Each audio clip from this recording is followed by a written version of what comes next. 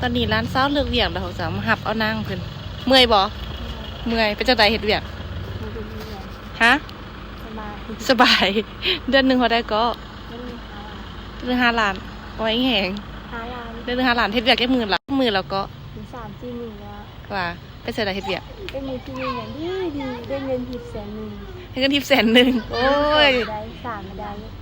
แม่นว่าก็คือว่าดีเนาะเดือนหนึ่ง4 ล้านได้เงินทิปพวกเจ้าเฮ็ดเวียกดีก็ตั้งใจเฮ็ดเวียกแหละโดยสันแปะออกกลับกันนะโอเคบ๊ายบายเดินทางออกกลับบ้านเฮากัน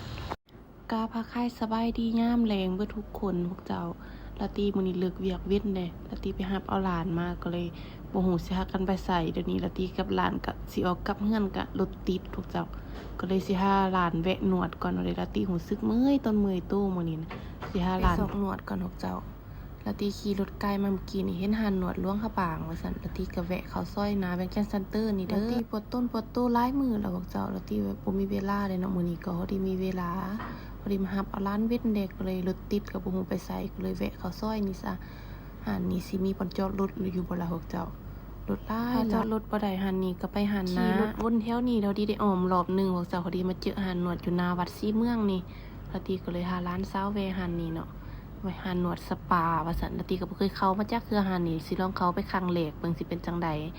หานเพิ่นก็เป็นทางขึ้นของวัดศรีเมืองเด้อพวกเจ้าเด้อขึ้นไปนำทักทายสบายดีคือเก่าคือเดิมซอกกับซอกหน้าร้านเนาะมื้อนี้สิไปนวดว่าซั่นคำลาได้สินวดนำเบิ่บ่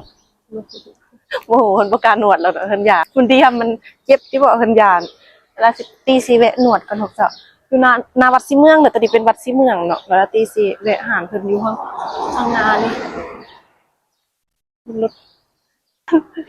สินวดเป็นกันพวกเจ้าโอ้โหหานเพิ่นเป็นหานสปาหนวดสปา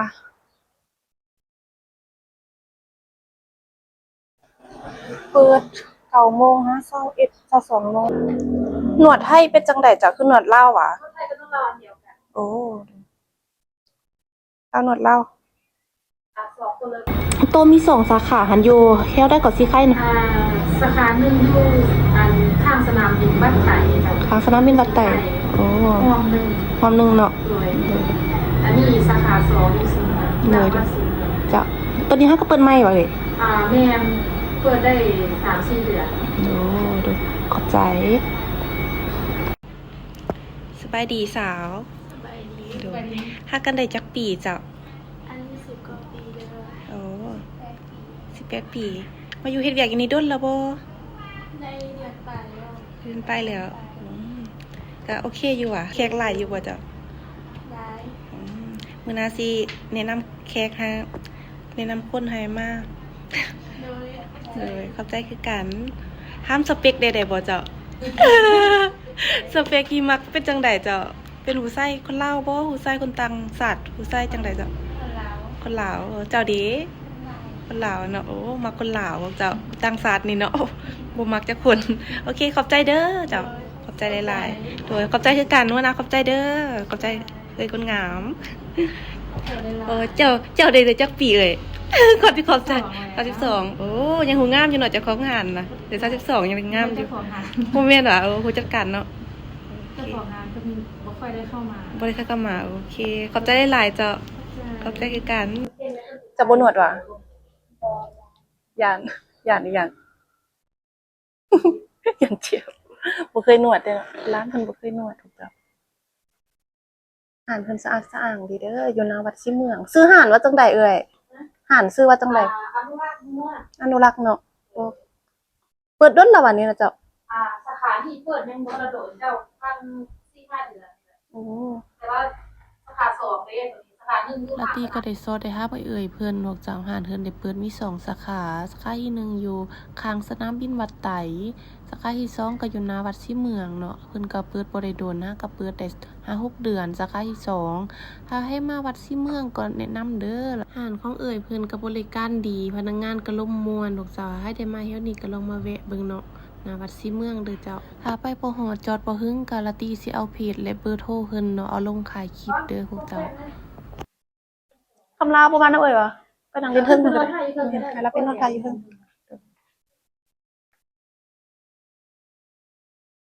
อ๋อกวางเลยเนาะ ไม่รวยคือเรียนมาไว้เป็น หานเพิ่นมี2สันเลยและหานเพิ่นก็ยังสามารถรับผัวได้เด้อค่ะให้มีผัวเอาลงได้ให้เพิ่นเนาะเขาเจ้าสามารถรับผัวได้อยู่เพราะว่าเขาจะมีพนักงานหลายมี2สาขาสาขา1กับสาขา2เพราะว่ามี2สันอีกสัน1กับสัน2นาทีก็มักสัน2นาทีขึ้นจะเป็นคนบ้านใดก็สาวจะเป็นคนไทยใส่ซ้ำเหนืออ๋อมาอยู่รถเราอ่ะอ๋อค่ะเปิดจักโมงฮะจักโมงก่อนเนี่ย เปิด9 โมงค่ะ9 โมง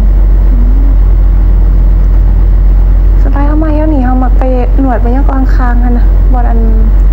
หันหนวดคนพิการนั่นน่ะแต่มื้อนี้เลี้ยวมานี่เป็นนี่อันไรเป็นชั่วโมงว่ะไรเป็นจังได๋เขาจ่ายเงินเดือนว่ะ ชั่วโมง ชั่วโมงกินอยู่นี่เลยว่ะ เจ้ายังเข้าทำของกินของสิเอง อ๋อแล้วพักที่นี่ว่ะจะได้จักปีเหรอ19 ปียังเด็กอยู่เนาะซะนะยังเด็กน้อยสาวยังน้อย มาอยู่ยังที่รถเราอ่ะ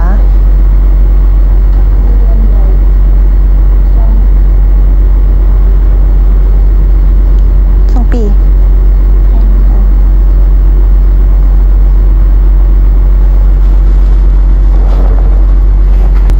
หลานสาวนอนทาลูกจับ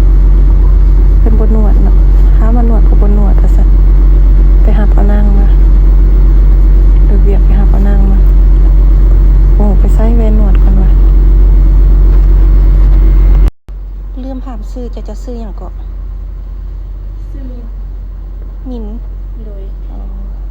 ซื้อมินได้19 ปีเป็นคนซ้ำเหนือตะกี้คือทราบตอนมาอยู่ยังไม่มาคือกันหลังจากที่หนวดครบชั่วโมงแล้วลาตี้ก็จะลงไปจ่ายเงินอยู่สันหนึ่งเนาะเพราะว่าลาตี้ขึ้นมาหนวดอยู่สัน2ด้วยกับหลับ พอได้ น้ำสาแสนสา ด้วยก็สิโอน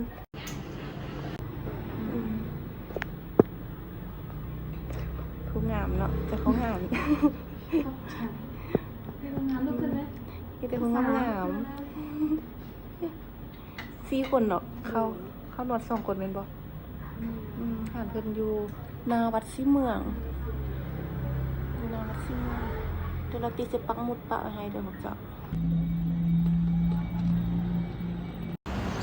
โอเคตอนนี้ลาตี้กับหลานสาวก็สิหากันออกกลับก็ดอกก็ฝนก็สิตกมาเด้อเนาะ